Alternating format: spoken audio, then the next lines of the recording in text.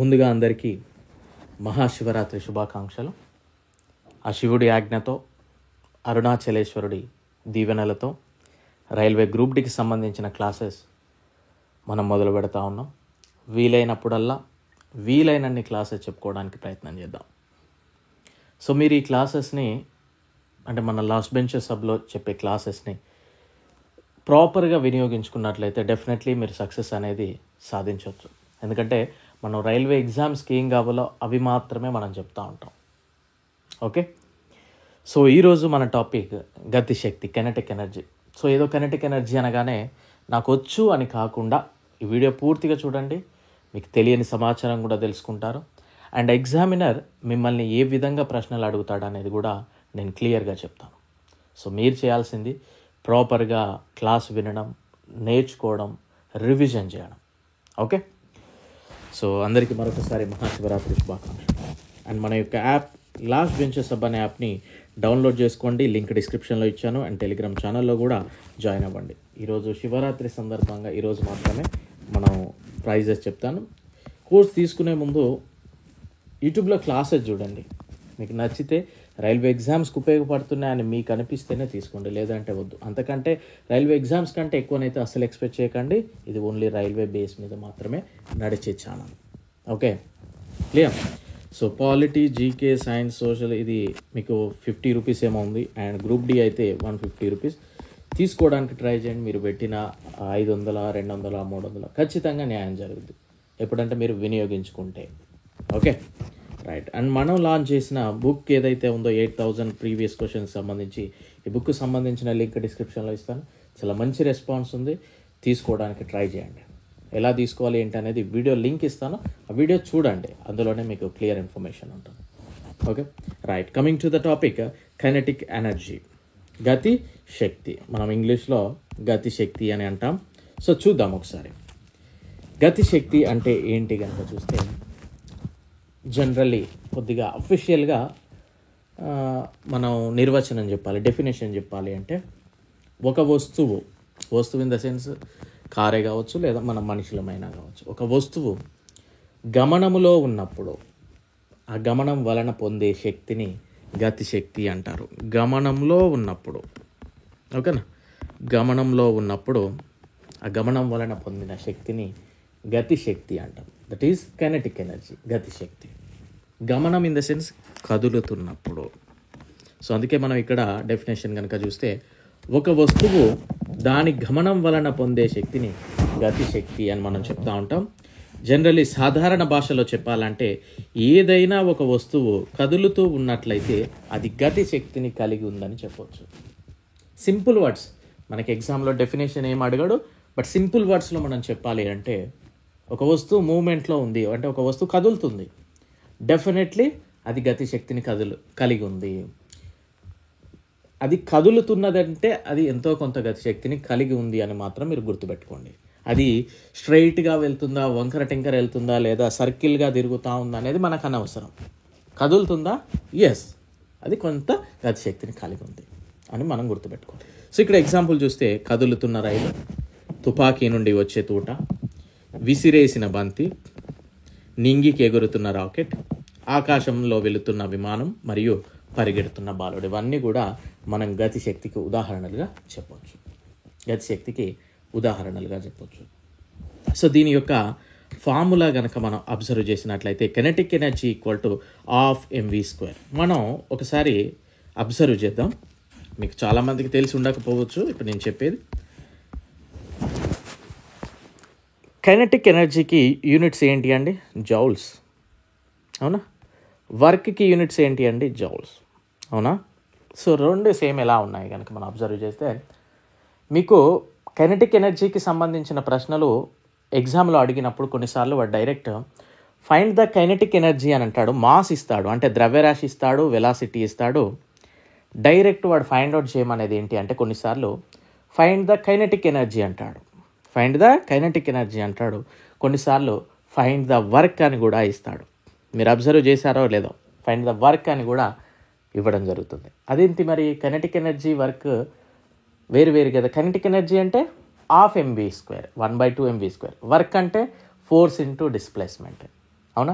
మరి రెండు వేరు వేరు అయినప్పుడు వాడు ఎగ్జామినర్ మాస్ అండ్ వెలాసిటీ అంటే ద్రవ్యరాశి మరియు వేగం ఇచ్చి కైనెటిక్ ఎనర్జీ ఏ విధంగా ఫైండ్ అవుట్ చేయమన్నాడు అనే ఆలోచన మీకు ఎప్పుడైనా వచ్చిందా?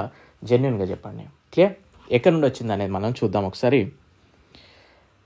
వర్క్ ఈజ్ ఈక్వల్ టు పని ఈజ్ ఈక్వల్ టు బలము ఇంటూ స్థానభ్రంశము.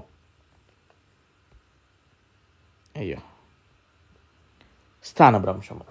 Force into displacement, స్థానభ్రంశము.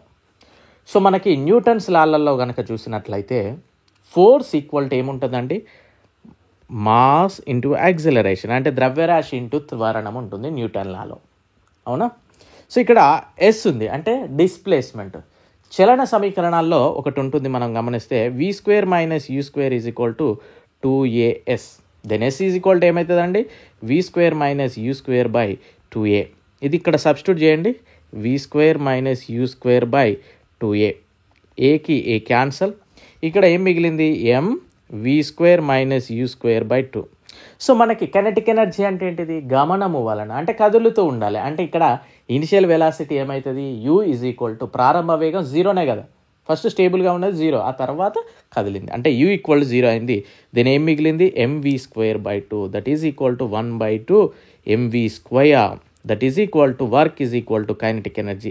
అందుకే ఎగ్జామినర్ మనల్ని ఎగ్జామ్లో అడిగేవాడు కొన్నిసార్లు డైరెక్ట్ కైనెటిక్ ఎనర్జీ అని కాకుండా కొన్నిసార్లు వర్క్ అని కూడా అడుగుతాడు. సో మనం సబ్జెక్టు మీద ఇంట్రెస్ట్ ఉన్నప్పుడు, నేర్చుకోవాలనే తపన ఉన్నప్పుడు ఆలోచించాలి. అదేంటి? వర్క్కి యూనిట్ జౌలే, మరి కైనెటిక్ ఎనర్జీకి యూనిట్ జౌలే, ఎలా సమానం అనే ఆలోచన వచ్చి ఉండాలి ఎప్పుడైనా మనకి. సో ఆ నేచర్ కనుక మీలో ఉన్నట్లయితే డెఫినెట్లీ వన్ డే ఖచ్చితంగా సక్సెస్ అవుతారు. క్లియర్? సో వర్క్ నుండి వచ్చిందే మనకి అక్కడ కైనెటిక్ ఎనర్జీ. సో ఒకసారి చూద్దాం దీని యొక్క ఫార్ములాస్ కనుక అబ్జర్వ్ చేస్తే kinetic energy is equal to ½ mv². Then k equal to అంటే కైనెటిక్ ఎనర్జీ గతిశక్తి, m అంటే మాస్ ద్రవ్యరాశి, v అంటే వెలాసిటీ వేగము. సో దీని యొక్క యూనిట్స్ కనుక చూస్తే ఎగ్జామినర్ అడుగుతాడండి జౌల్స్ గతిశక్తి యొక్క యూనిట్స్ ఏంటి అని అడుగుతాడు. జౌల్స్ ఇది SI యూనిట్స్లో, ఎర్గ్ CGS యూనిట్స్లో. మళ్ళీ కొన్నిసార్లు అడుగుతా 1 ఎర్గ్ ఈక్వల్ టు ఏమంటాడు అన్నప్పుడు 10⁻⁻7 జౌల్స్ అని మనం గుర్తుపెట్టుకోవాలి. 10⁻⁻7 జౌల్స్ ఇది గుర్తుపెట్టుకోండి. ఈ పాయింట్ ఆఫ్ వ్యూలో ఇది గుర్తుపెట్టుకోండి. అండ్ కొన్నిసార్లు ఎగ్జామినర్ మనల్ని కన్ఫ్యూజ్ చేయడానికి ఏమిస్తాడంటే డైరెక్ట్ ఇప్పుడు ఫైండ్ ద కైనెటిక్ ఎనర్జీ అన్నప్పుడు సపోజ్ 10 జౌల్స్ వచ్చింది అనుకోండి ఆన్సర్, జౌల్స్ అని ఇవ్వకుండా వాడు ఇది ఇస్తాడు kg/m²/s² అని ఇస్తాడు. సో మనకు ఓవరాల్గా మన మైండ్లో ఉండేది ఏంటి? ఓన్లీ జౌల్సే. సో 10 జౌల్స్ కదా ఆన్సర్, 10 kg/m²/s² కాదు కదా అని మనం అందులో ఏదన్నా option last D none of the above అంటే అది పెట్టేయద్దు. ఎందుకంటే కొన్నిసార్లు పరిశీలకుడు జౌల్స్ అని ఇవ్వకుండా kg/m²/s² అని కూడా ఇస్తాడు. మరి kg/m²/s² ఎక్కడ వచ్చిందంటే ఇక్కడ నుండే వచ్చింది. మాస్ అంటే కిలోగ్రామ్, వెలాసిటీ స్క్వేర్ అంటే ఏమవుతుందండి? m²/s².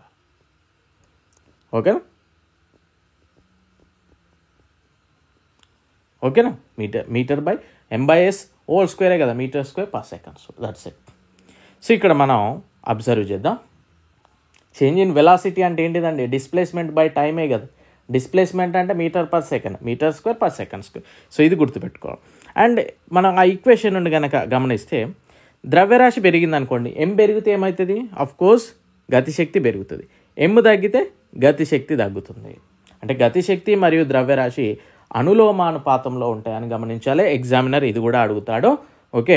అండ్ నెక్స్ట్ పాయింట్ కనుక చూస్తే వేగం పెరిగితే గతిశక్తి పెరుగుతుంది, వేగం తగ్గితే గతిశక్తి తగ్గుతుంది. అంటే అది పెరిగితే ఇది పెరిగింది, ఇది తగ్గితే అది తగ్గింది, అంటే అనులోమానుపాతంలో ఉంటాయి. సో గతిశక్తి మరియు వేగం కూడా అనులోమానుపాతంలో ఉంటాయి. సో ఈ విధంగా ఎగ్జామినర్ మనల్ని అడుగుతూ ఉంటాడు.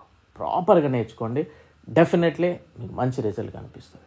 నెక్స్ట్ చూస్తే గమనిక, ఇక్కడ గతిశక్తి అనేది అదిశ రాశి అడుగుతారండి. కైనెటిక్ ఎనర్జీ అనేది ఏ రాశి? సదిశ రాశినా అదిశ రాశినా అని అడుగుతాడు. సో గతిశక్తి అనేది అదిశ రాశి అంటే ఇంగ్లీష్లో స్కేలర్ క్వాంటిటీ అంటాము. సో ఇక్కడ మీరు గమనించాల్సింది ఏంటి అంటే స్థానభ్రంశము డిస్ప్లేస్మెంట్ అనేది సదిశ రాశి, వేగం అనేది సదిశ రాశి. ఓకేనా? అంటే వేగం అనేది సదిశ రాశి, వెక్టార్ క్వాంటిటీ. స్థానభ్రంశం అనేది వెక్టార్ క్వాంటిటీ. వేగం యొక్క వర్గం అనేది మాత్రం అదిశ రాశి. ఇది గుర్తుపెట్టుకోరాలి మనం ఎప్పుడైనా. ఇప్పుడు డిస్ప్లేస్మెంట్ అంటే స్థానభ్రంశం అనేది సదిశ రాశి.